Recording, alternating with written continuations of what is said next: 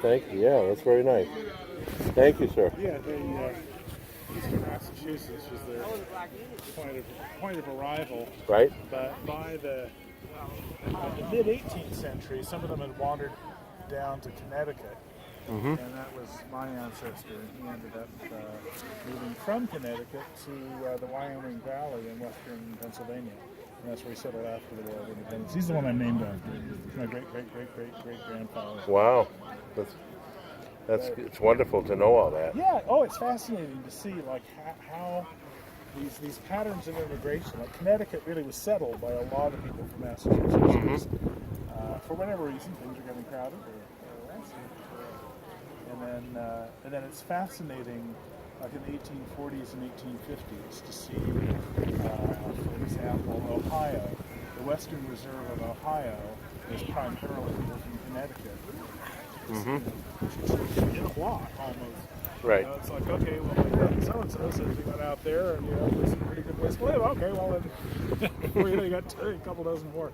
It's fascinating because the way history is often presented in book and film, there are lots of these hardy pioneers going off into the void. And those people do exist. It's just that they're a minority. Right. The majority of us are descended from people who were like the second or third wave after the Absolutely. hardy Yes. pioneers. And, okay, That's right. Yeah. I know someone who went out there. He didn't get killed, and he seems to be doing okay. Well, maybe we ought to go there too. And it's like that. It's like that with the Irish in the mid-19th century, and immigration in lots and lots of places tends to run that way. There's a few hardy pioneers, and if they survive, then there's a whole wave of people. But oftentimes they're people from the area and from the socioeconomic group of the first arrivals. Yes, it's good. It's good that we have that thread that goes back so far. And it's wonderful. It's wonderful to meet people and to hear about that. So yeah. Boston, Massachusetts is quite small compared to other states. Boston and Greater Boston grew very fast. Yeah. I mean, it just spreads out. It spreads out for 50 miles circumference. It really has grown. Yeah. I used to be on staff here, and when I was younger, I portrayed a young recruit who was from where was he from? He wasn't, but he was from somewhere outside of Boston, and now it's just a neighborhood. Absolutely. But it was a separate, really a separate town at that time. And in that same period, my ancestors had moved from New England out to Illinois. And lived in Evanston, Illinois, and I've never been there, but I mentioned it. People go, "Oh yeah, that's one of the nicer parts of Chicago." Well, when they lived there, it was a separate city, town. Yeah, there absolutely. was cow pasture in between Chicago and Evanston, just as there was between. Gosh, where was it? I know all the towns and cities. I could just go right through them for you if you want. Yeah. There's Arlington, Waltham, Medford. Somerville, Charlestown. Well, Charlestown's a neighborhood of actually Boston. Right. But do you know if it's west or north or? I don't remember. His published letters may if they sell books in there, maybe there. There was a book was published called Letters to the Home Circle. Okay. Which was the title that his letters didn't survive, but his mother transcribed them all into a blank book, and that book survived, was donated to the palace, and it was published here. Henry Austin Clapp was his name. Oh yeah, so he'll be able to. It'll be easy to research. Oh yeah, well, I used to have it at the tip of my tongue because I used to portray him, and I knew exactly. And it's funny because I would describe it as this town, outside of Boston, but Bostonians who knew what it's like now much better than I did would talk about it. Oh yeah, it's way downtown. It's just how much it's changed. Yeah.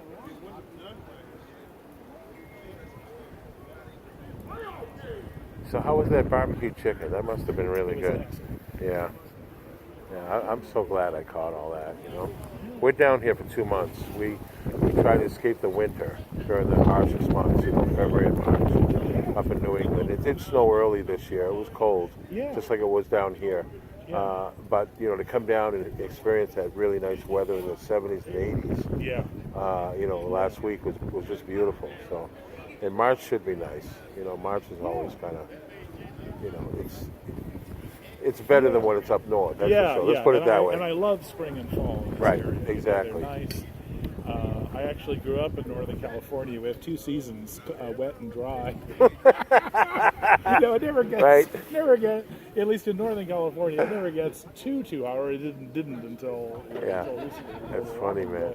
But it never gets overly hot, and I remember my mother talked about it in 1933 that it had snowed, and then in the early 60s it snowed again, and then again in the 70s when I was in college, maybe about 1976, like the winter of 75, 76, and then I think it has several times since, but it used to be one of those things people talk about when it snowed, and it wasn't like nobody bought snow shovels or anything. Right, exactly, yeah.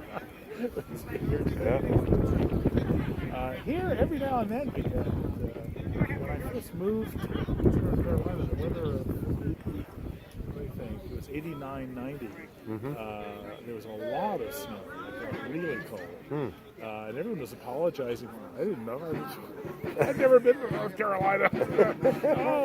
Don't judge our winters by this. That's so funny. I came here to work. Right. If this is typical, okay, I won't give away my winter clothes. Yeah. But it was anomalous, a big snow drifts. Yeah. Especially along the coast, they get, if they get a little bit of snow, it kind of goes away pretty quickly, with the, it usually does with the ocean air. Yeah, but sometimes we get a little freeze that lasts. A couple of winters ago, we had a freeze, and it really does kind of paralyze these communities because we just don't have the infrastructure that the Northeast and people laugh at, you're closing all your schools. Well, Atlanta, there was a couple of years ago, Atlanta decided they were tired of being teased about that, so they didn't shut everything down. And people were stranded on the freeways. The cars ran out of gas. I don't know how they it was bad. It's just if you haven't got the infrastructure, if snow falls, it freezes on the roads, tell everyone to stay home. There's no dishonor. We have many salt trucks up in New England. Yeah. It just keeps the roads free and of ice. Boxes, everywhere. Just the number of snow plows. When the times that we have a lot of snow, we have had a lot of snow.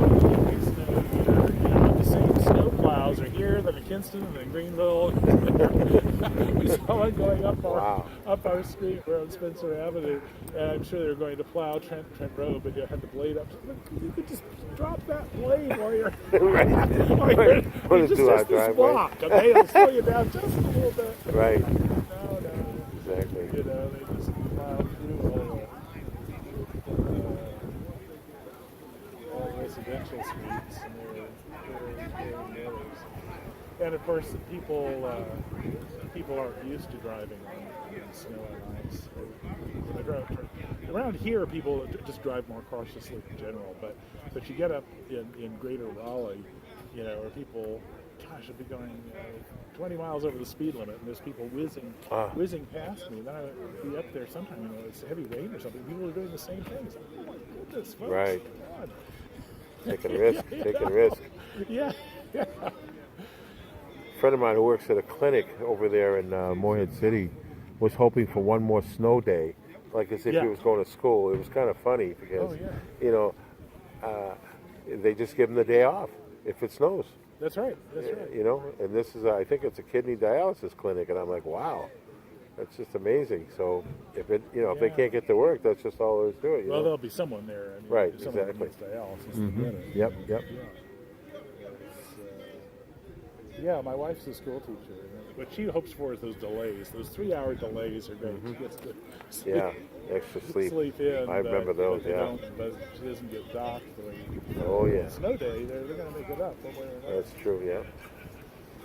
We watch their spring vacations evaporate. But yeah, we really need to down here. There's some infrastructure, but it's shared. You can see they're playing three-card Monte with it. Can I, You know, yeah. can I ask you a question about the violin? I Sure. I bought my daughter a nice violin. It cost just under $200, Oh. and I don't know how to get the sound. I mean, we opened it up and just tried to get the sound. And It was you're getting no sound at all, right? Just like pretty much. whisper. Yeah.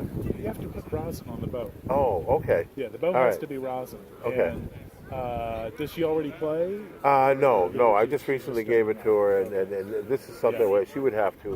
Well, for the probably, sound to be pleasant, there's a few things she needs to know. And since I am a violin teacher, I tell you in a nutshell. But the thing is, you tell someone when they don't have an instrument in their hand, it's too much to remember, and then when they play, you get screeches and spots. Right, exactly. But yeah, if it's absolutely silent, the problem is it needs to be rosin. Okay. And here's a problem: if you know someone who plays. A brand new cake of rosin has got a polish on it, and a brand new bow hasn't been rosin, so it doesn't have the little rosin particles embedded in the horsehair that would scratch it. So a brand new bow on a brand new piece of rosin can be very frustrating. It's a lot with my new students who got a new instrument. I'll use my bow to kind of break the polish on the rosin, and then rosin their bow on my rosin that's been well scratched. Okay, out. that's good to know.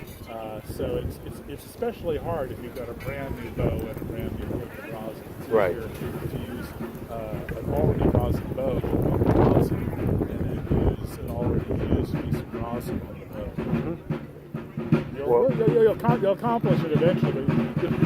Spending a lot of time there. It's like, okay, it's getting even more polished. All right, that's I'll remember that. So This is back in Massachusetts. Yes, Yeah. absolutely. Yeah. Yeah. I'm hoping that we're all going to move down here eventually, but that's one of my prayers. So, it's possible I could contact you later if you do have. You say you're a teacher, right? So I teach. I run the teaching studio at Fuller's Music. It's the main music store in town. Very nice. And I teach violin, banjo, any number of instruments. So if they end up. That'd be awesome. It's a great place to retire.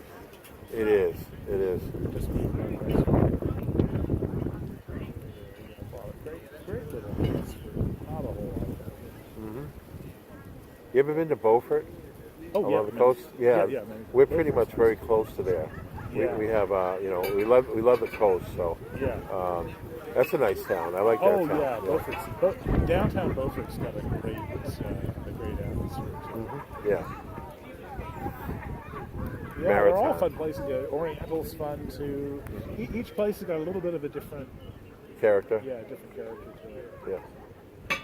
Here, of course, we've got a community college. We've got a pretty good size hospital. So people who are really retirement age like New Bern a lot. So you're only 5-10 minutes at most from the hospital.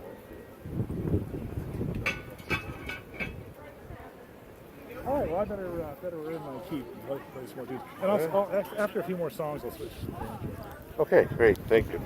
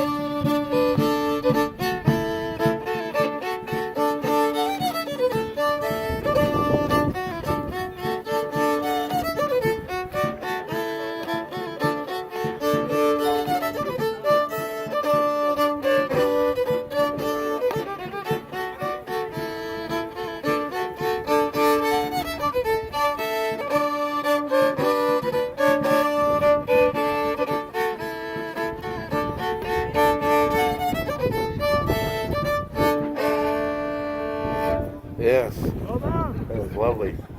You got it. Yes. You got it. You got the beat very well.